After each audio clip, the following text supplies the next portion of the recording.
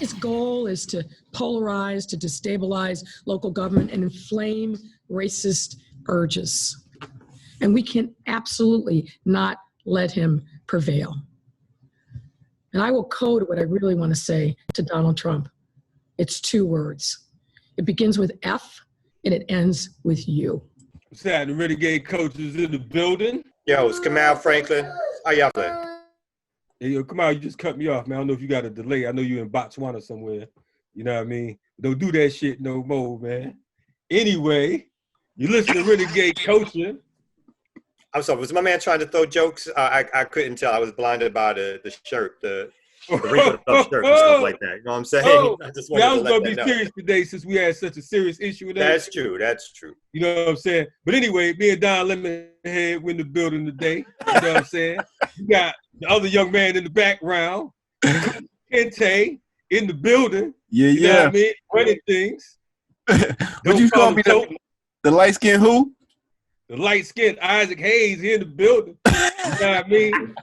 Chains and all. Can you dig it? Yeah.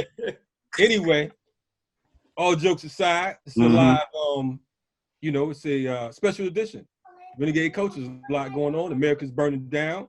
You just heard from the mayor, Lori Lightfoot, the mayor of Chicago, giving her her thoughts on y'all president, Donald Duck. You know what I'm saying? Talking about the nonsense he's talking about. We know the other day he talked about how the thugs was out there jacking up the name of George, and all of a sudden they trying to do the right thing, and you know, folks start looting.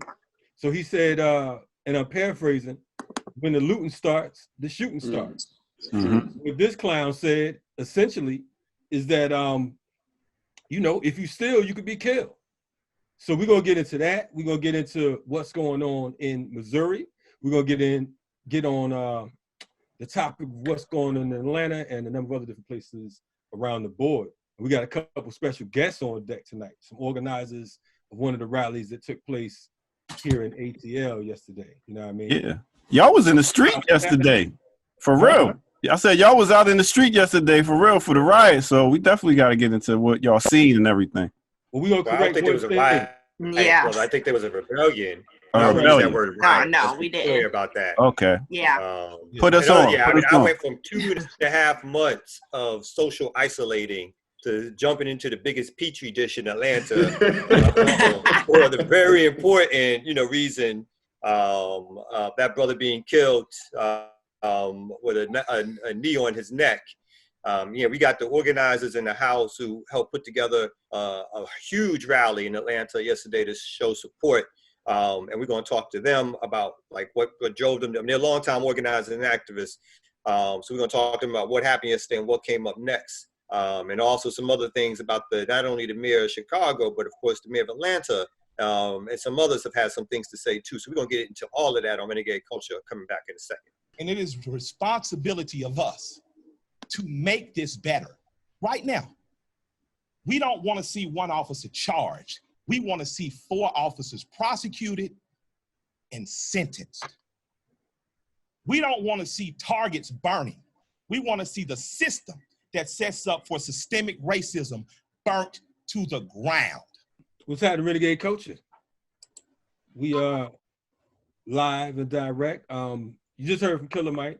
It was at a press conference last night. Killer Mike, Mayor Keisha Lance Bottoms, Joe Beasley, activist, international human rights activist, T.I., Dr. Bernice King.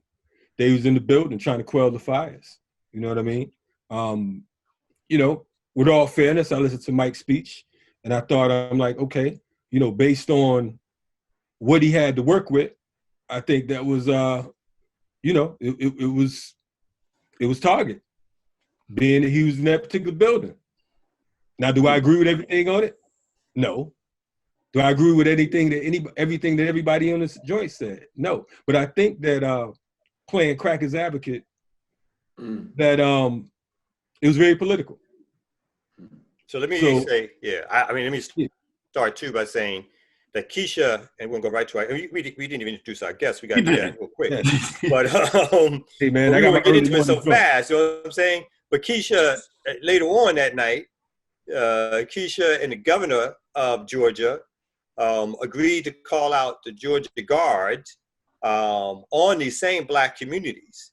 So at the same time she's telling people to go home, she's also strategizing to get the Guard to protect the private property of these corporations, right?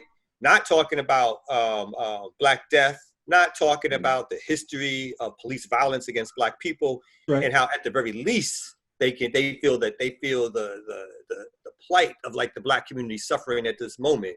But you know, it's the whole okey doke of like these liberal politicians, right? And as always, there's some spokespeople, and I like Killer Mike too, but you know, he had a choice. He didn't necessarily have to be there either, right? So it wasn't like he got forced into that. But it's this thing of like Black folks go home, let law enforcement, let the courts, everybody else take care of it, where we know the only reason they indict the arrest and the charges happened was because Black folks hit the streets. It wasn't if Black folks didn't hit the streets, this was going to happen.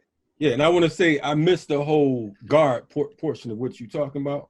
You know, as far as Keisha talking about calling the Guard out and all that. And it was some bullshit coming from a few of them. I'm trying to be liberal, unfortunately. So I'm going to jump out of my fucking liberal cage because I don't know what I'm thinking. It's an early morning joint. So I guess I ain't woke up properly. Let me rephrase and reframe my shit by starting off introducing the guests. Yes. I mean, we have two esteemed guests, two of my favorite people that I've struggled with in the beginning. Each one of them, they like, this motherfucker crazy. Because I thought they was crazy. You know what I'm saying? And sometimes they think I am still crazy because I hang with Kamal. But anyway, they already know you crazy, but that's not. Yeah, fuck that. But anyway, these two brothers, this brother and sister, they were instrumental in organizing one of the rallies that took place in Atlanta yesterday. That particular rally was attended by a number of different folks, thousands of people who were rallying and there peacefully protesting due to circumstances. So, man, Kamal, the co-host, and myself, we ran through the spot yesterday, you know, got to hang out with the people, feel what was going on and everything, and say a few words. And we have to say that it was a well-organized situation going on. And contrary to the bullshit that you've seen in the news about how everything was being burned in Centennial Park, there was violence and all that shit, we didn't see that.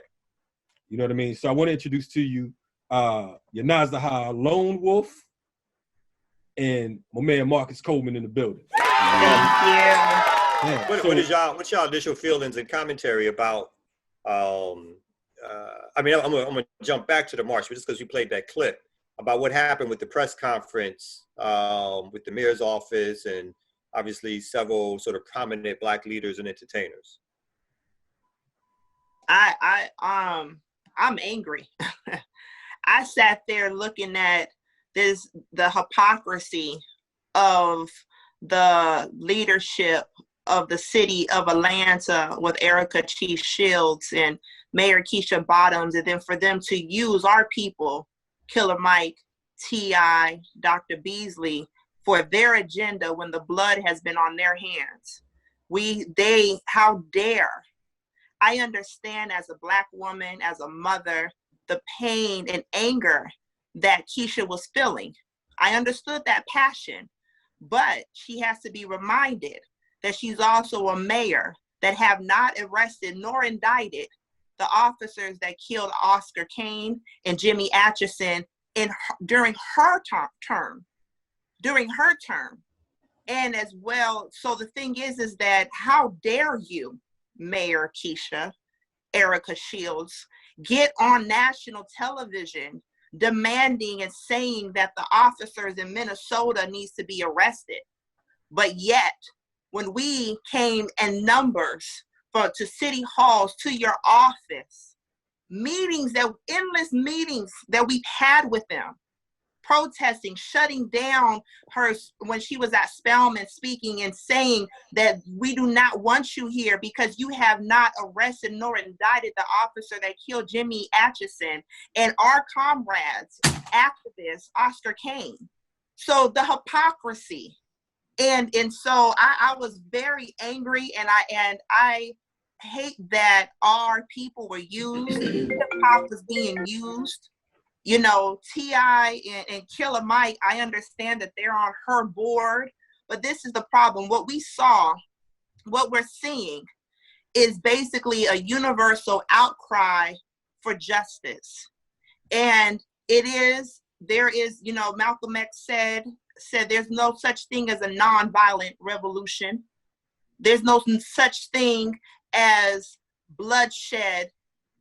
And I mean, there's going to be bloodshed within revolution, and the bloodshed that we're seeing is the economics that needs to be shed during this time, because these people in these high places that fund these politicians are not there for the people. So here in Atlanta, Georgia, I'm not Atlantean. I've been here since 2014, but I've been boots on the ground in every barrio, hood here with the people here. But what we're seeing is also classism, because, you know, on the watch of Mayor Keisha Bottoms, on the building of the Mercedes-Benz Stadium, I was out there camping out with our people, with poor Black people that was being moved for that stadium to be built. And then, so to see looting and rioting in Buckhead, see, because their own community is being gentrified on the watch of Mayor Keisha Bottoms. So this is classism at its finest, and our people are outraged. And so the reason why she's not in tune with our people here in Atlanta, and she's so confused on why is everyone angry? This is Wakanda. See, what they don't know is that T.I., Wakanda is when all Black people are winning. Wakanda is when all Black people got technology. Wakanda is when all Black people have money. It's not us versus them. That's the real Wakanda is that. But here in Atlanta, Georgia, it's poor versus rich of our own people. What we're seeing is our people that are not funding Mayor Keisha Bottoms, that did not donate, but they are a part of the real people of Atlanta. They're not being heard, and now they are being seen and they're being heard. So this is a wake-up call to the local politicians here in Atlanta. That just because you do not see the real people funding you doesn't mean that we don't have a voice. We have a voice. I think she made a mistake. She was saying, y'all heard Wakanda, but I think she meant Rwanda. You know what I'm saying? This is Rwanda. You know what I'm saying? And this is where classism, racism, where you could be murdered and they can make it look good. I think part of the problem that some of the folks who were on that stage last night had was they confused this situation of freedom, this mirage, which really is neocolonialism. You understand what I'm saying? It's when you got Black faces in high places. You know what I mean? So they think that because of the fact that we've been allotted a number of celebrities, a number of athletes, professionals, you know, politicians, the city has been under a Black mayorship for the last, 40-something years, 46 years, somewhere around there. You know what I mean? So they confuse that as advancement.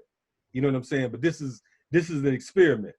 You know what I mean? This is that one city in the South that they were allowed to thrive and make you feel like it is the Black Mecca. But folks forget that Mecca is a desert. You understand what I'm saying? And this definitely will suck the life out of you if you get confused here in Atlanta. We have a man, Marcus Coleman, in the building. What's happening, Marcus? You were one of the organizers yesterday. Yonasda High and yourself out there putting it in, you know, on the stage, standing firm. We saw at one point folks start running through there, some provocateurish type folks come running through looking like it was going to be a stampede, and the stage held it down. They was like, look, don't run. There was a group of individuals that ran through and made it look like something was going on, but it was business as usual. Can you speak on that? What did you all see yesterday in regards to not only what the mayor and the folks were talking about, but what was going on the ground? Yeah, man, I'll end with that because, you know, you and I spoke about it, and that was to me one of the most powerful moments of that demonstration to prevent a stampede, which is what we did. We literally prevented that with our energy. But I'll end with that, man. Let me tell you, man. I did a video yesterday, man. I was amped. I was amped. I was hot. Joe Beasley is like a father figure, comrade, friend, everything to me. I know that Dr. Beasley has not even been out of his home since this pandemic, and it pissed me off watching him being manipulated and pulled out of his home at 83 years old. Those who are elders and high risk are definitely supposed to, still shelter in place. But considering that I know he left because he loves Black people and the youth, and I just hate it because I should have talked to him prior to, and I know he would have been there. What I saw yesterday reminded me so much of Malcolm's explanation about the true March on Washington. Of course, what we did yesterday wasn't anything of March on Washington nature, but my point is how Malcolm pointed out how the March on Washington was originally more militant, storming the White House, storming the Senate, laying down on runways of JFK, preventing planes, and how Kennedy said, hold on, let me bring some Negroes that are respected to offset, to counter, to alter, to edit. And I love one part of that clip that Brother Malcolm says, Kennedy talked to this group, including Dr. King, and said, hey, y'all got to do something to stop this. And I love what Brother Malcolm said. He said, those Toms said, boss, I can't stop it because I ain't started. And I don't care who you put in front of these people right now. We were 21 cities strong, even touched the White House. I'm just thinking about their monumental fortresses. It's not, to be able to break through the barricade and have interaction with Secret Service. We've never done anything like this collectively. It's so powerful. And, last point on this press conference. Killer did say some decent things. He started off by crying and, said, I don't want to be here, but you are. One thing that killed me about Killer, other than just his music that I know a lot of us really like, you're standing at that press conference on behalf of the mayor, and I want to get to the mayor. I do have to say one other thing about the mayor, because her energy, her venom, we've never seen that kind of passion from Keisha. That's what set me off, really. But you got Killer to come back and calm the Negroes down. But here's the thing. You got a fucking shirt on that says, kill your masters. Yeah. Come on. Masters. Not to mention his music. Your shirt says 1,000 times harder than what anything you talking about that the mayor got you there for. It's despicable. Tip. I defend Tip. We're not boys, but we've been to some of the same places. People love to talk about, oh, he's a drug selling, this and that. I defend him. It pissed me off last night because Tip, on many occasions, likes to end his social media with hashtags like many of us do. But he loves to take the 20th anniversary hashtag, Queen, and says, justice or else. How in the hell are you going to, not just your music and everything you've been about, this and that. So just us or I think it's just us and or us or something he does. It's a just, us or else. Us or else. Yeah, that's it. Us or else. Us or else. Yeah. But does it mean US or else? That, maybe I mistook the acronym, but it was so disappointing. And then I can't, I got to be honest, Brother Derek Bozeman was on there as well. I watched a group of friends and colleagues be manipulated by this mayor who I have publicly not gone so hard because she has done some good things. But what I saw last night, all gloves off with her, this is what moves you. Honestly, last night, I'll close here. When you're on the short list as a VP run, when the Republican National Convention is more than likely headed to your city, you spoke about the protection of these companies, Kamal. She looked bad politically, and she let that influence her natural blackness and her sons that she spoke about. I thought what she did yesterday was despicable because of the venom that she spewed. I'm sorry, I said I want to close with what you said. The stopping the reaction of the agent provocateurs. I mean, we had a powerful rally yesterday. Everybody, you two guys, everybody, I mean, it's powerful. And watching that 30 or 40 some odd people in a group run towards, but they did not come into the Centennial Park, but run around the perimeter, and it triggered everybody in there to rush toward the stage. And you know, I've been, several of us, all of us here have been, you know, not our first rodeo, but I had never been in a situation where I was literally witnessing a trampling, and just the words that were spoken then, the courage and the power that was instilled in those, the teaching, Brother Kalanji, that you gave the youngsters next to you on don't run, don't move, stand firm. Man, if anybody was there or sees that, man, that was a very powerful moment, because we not only prevented injuries, we kept the people engaged and non-distracted. Indeed. Real quick, because we have limited time, and Kamal, I want you to weigh in as well, right? We're hearing a lot on the news about violence in the streets. We're seeing a lot of folks being propped up to give their take. I saw Andy Young talking about what a protest is supposed to be about, and how they would contact the police and let them know what they were going to do and all that kind of yik-yak bullshit. And I'm sitting there and I'm like, man, sometimes you have to know when the fuck to sit down, when it's time to retire. Yes. You know what I'm saying? Muhammad Ali retired, then he came back, and then his legacy was tainted.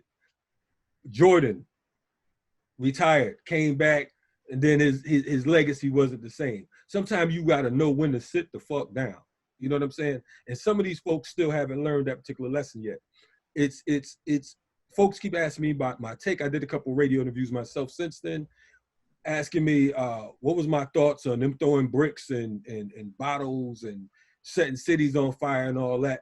I said the only problem I have with any of that is timing. And the timing meaning that it should have taken place when homeboy's knee was on the brother's neck.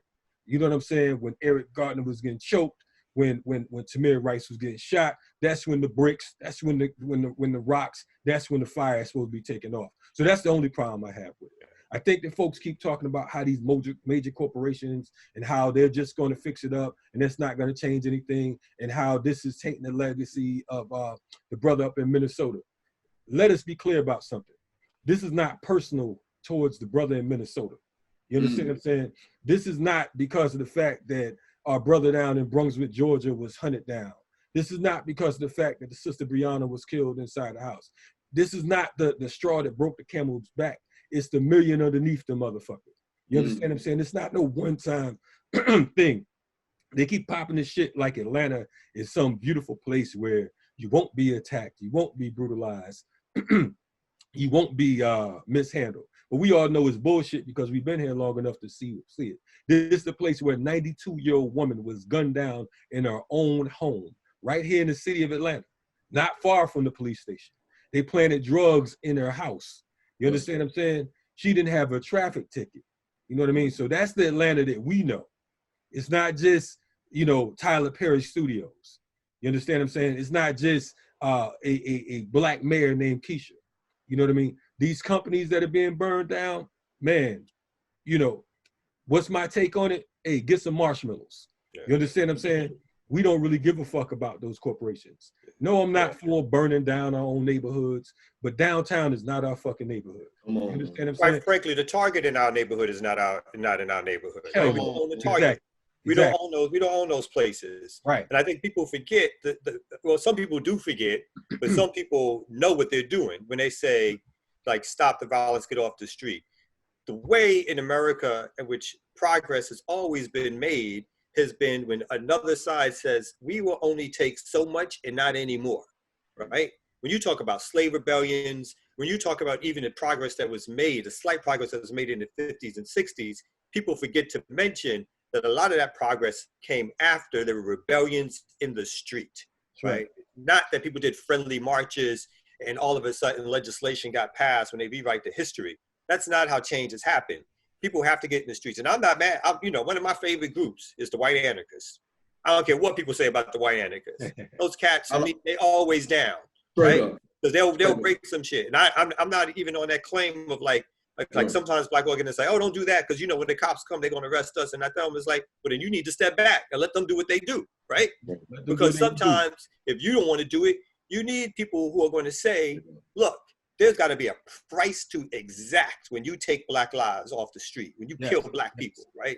There's got to be a price to exact when you jail all out every fucking time, right? You got to have something that says, if we don't have the power, because we don't have the political power or the economic power, what we do have is the power to take this force out on the street and make you pay a price, right? Make you have to rebuild that. And the lessons have to be learned. So I'm never mad at again, sometimes it's done by provocateurs, but sometimes it's done with people with sincere intent. And sometimes it builds and adds to a movement. Not always hard to distinguish, but we can't always come out. And I know we don't in this group, but folks come out immediately and start that whole, the looters, they're ruining their reputation. It's like, no, you're ruining their reputation because you're not in the street yourself and you're scared to take any steps besides writing a letter to somebody at that most or writing on your social media to talk trash about other people who've taken it to another level. But wasn't it beautiful to see in Minnesota you had the precinct burning, in Atlanta they had the car burn, the police car burning. I mean, what's up, cities? Some of y'all behind. You know what I'm saying? What's gonna be next? You know what I'm saying? Who can top that? I see it. I'm not advocating fires. I just like to see the, you know what I'm saying, the lights and the cameras and the action, because I'm that type of guy. You know what I'm saying? But I got to say that I was tickled pink to see the precinct. And I was even more excited to see the police car and the Atlanta cops walk around looking like we do every day, scared shitless. I seen it around like we do every day.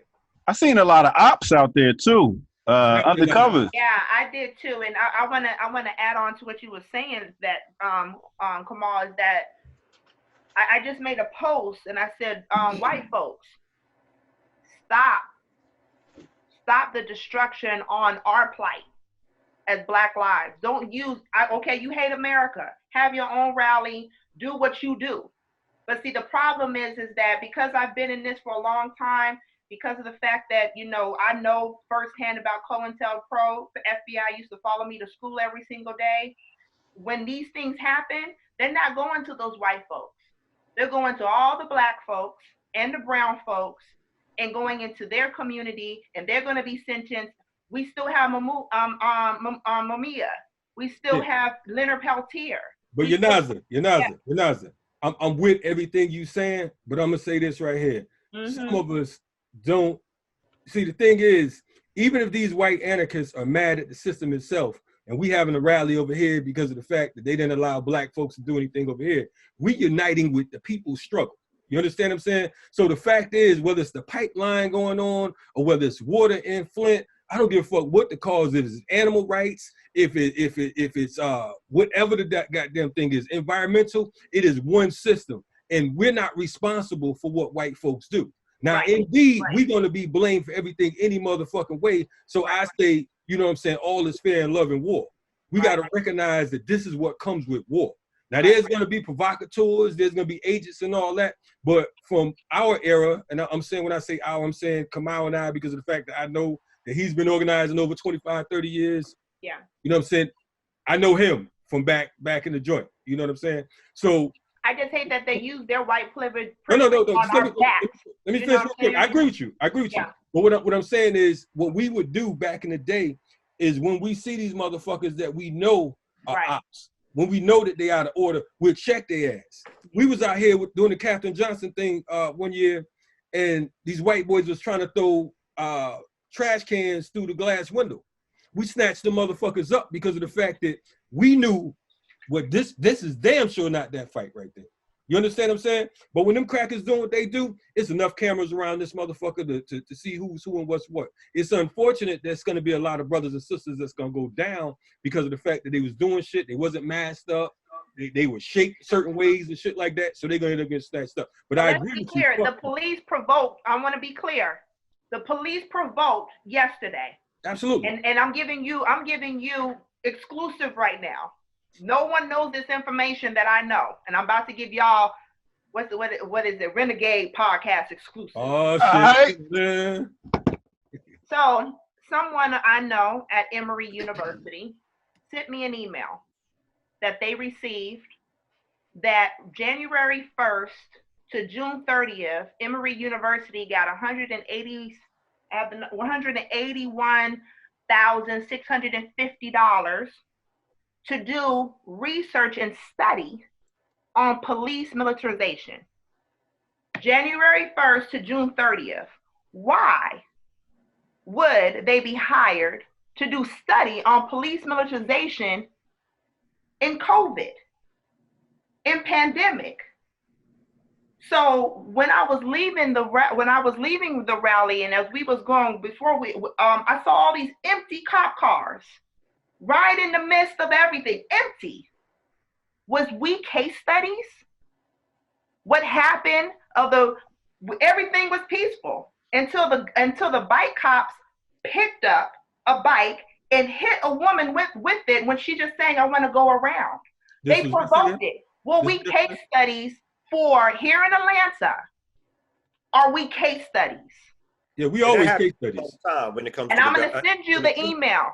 When the police come out, they have their new tactics, they have their new weapons, and they want a place to try it out. Like yesterday, they had militarized tanks that came in, and that was provocative, right? They started spraying gas on people, right? And that was provocative, right? So they think that people are just going to scatter and go home. No, people are going to be upset because they're already upset because they're protesting the death of another Black person at the hands of the police. And they know what's going on, right? They know that part of that. And they know they're going to get that corporate media to come on and say, oh, look at this and look at that. And so there's always a plan from the police to try to do what they can to delegitimize any march or rally that we do.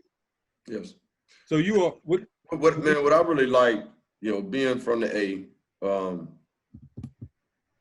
Listen, I enjoyed what I saw yesterday. Let me speak to something you said, Kamal, because and Queen, you spoke about it too. But I actually do have a fond place in my heart for the anarchists. My problem is I don't understand why so many of us alienate them instead of unifying.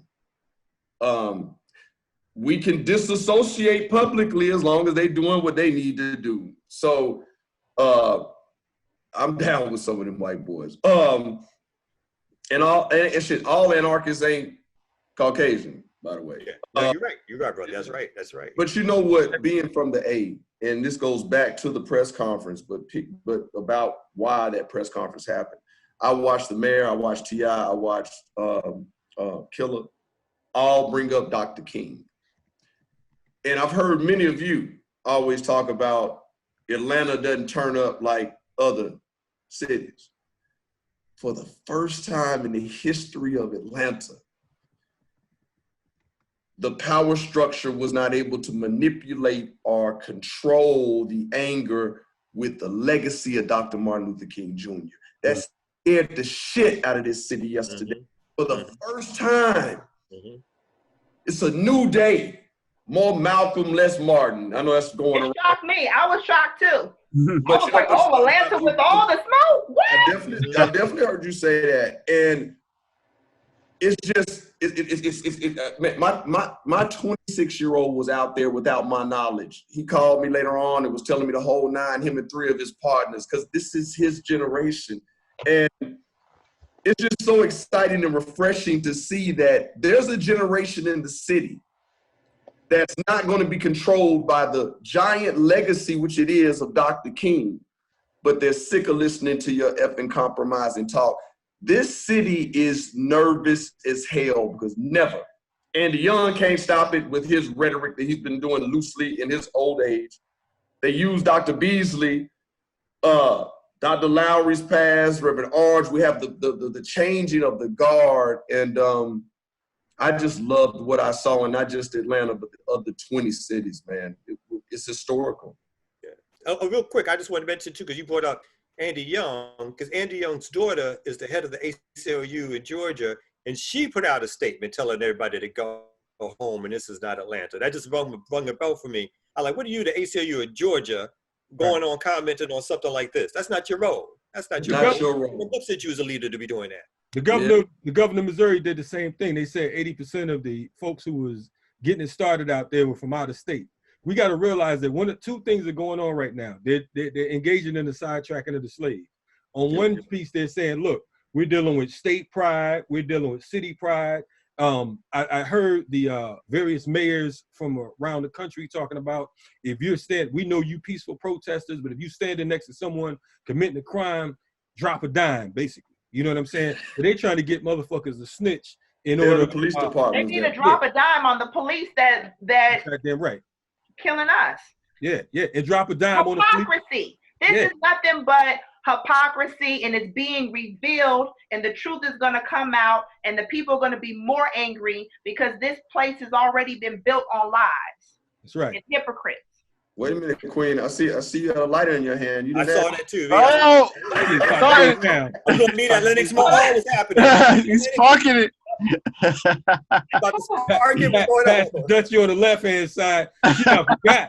She said, fuck it, this is Renegade Culture. This ain't CNN. Burn, baby, burn. How the fuck we guys, do out here? what's happening next? Because this is Sweetgrass. Yeah, I know. I need to balance my energy right now. What about that other grass we saw over there? What about the other grass we saw over there? She was quick thinking of that. Put that down quick. Put that down quick.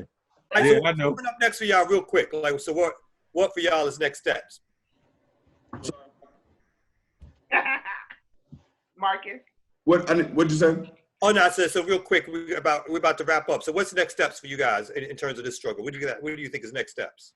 Oh, well, I know on June 4th, some organizers are getting together to flood the first hearing down in Brunswick, Georgia, with all three of those that have been arrested. So on my agenda and collectively, definitely preparing for that.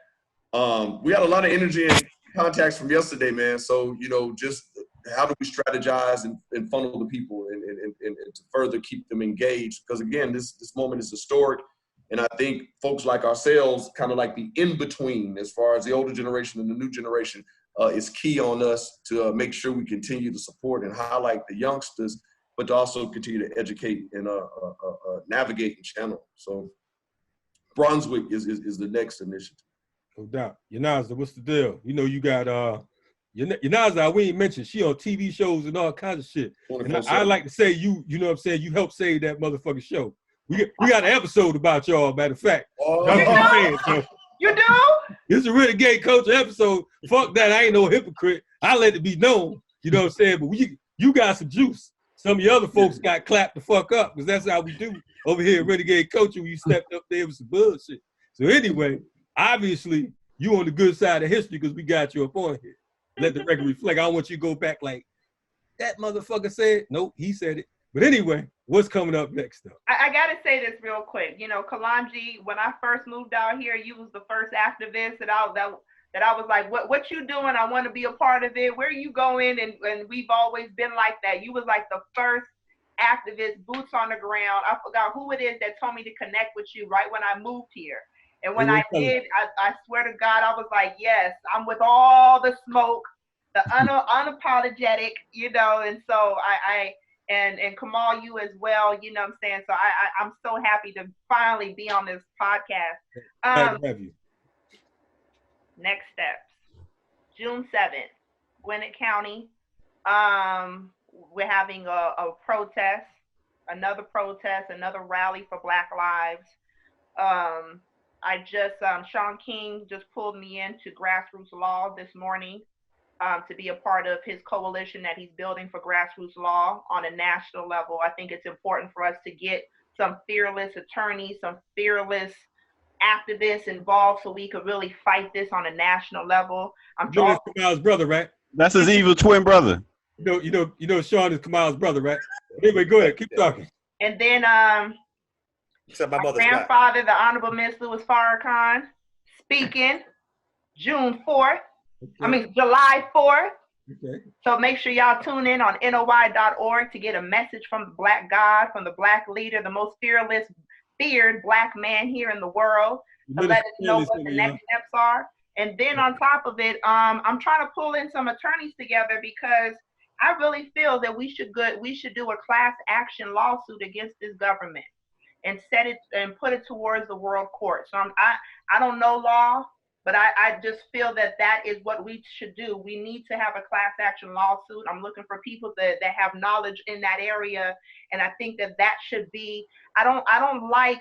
I'm trying to stray away from micro activisms, micro things, just because I feel that Allah has blessed me with resources and people to pull together that we could work on a global level. And so I want to, so that's next steps. And most importantly, living my life the fullest, happiness, joy, and being the best mother I could be to my 2 sons, and making sure that I wake up every day with a smile on my face. We want to thank our guests. Yes. We want to thank our guests for coming on and laying down this good information. We also want to lay out, some next steps is that, so just be on the lookout for social media, for some upcoming actions that are still going to be happening, obviously, around this case and other things. And as I think a lot of speakers emphasized yesterday at the rally, folks got to organize, and that means they got to join organizations. They got to join organizations, and they got to push the current level of work further to the left and make it more militant. So we want folks to do that. Folks should be checking out different organizations that are out there. And if you join something that ain't militant enough and you can't push it, leave that and join something else. But you got to keep joining stuff, because we got to keep pushing this stuff in the streets. That's right. It's necessary. Definitely, we'd like to thank our guests, and we'd like to also say that, support our podcast, Renegade Culture. You know what I mean? We need, this is episode 66, 67, and we've had a little bit of everybody on here. You know what I'm saying? Yeah, for real. Including some of the people we named a little while ago. And we want to say we appreciate your support. We would like to make this a more regular platform. We've been averaging twice a week for the past several episodes. But, we want to keep it moving. We're tired of CNN lying to the people. We're tired of Fox lying to the people. Shit, we tired of the Breakfast Club tap dancing for the people.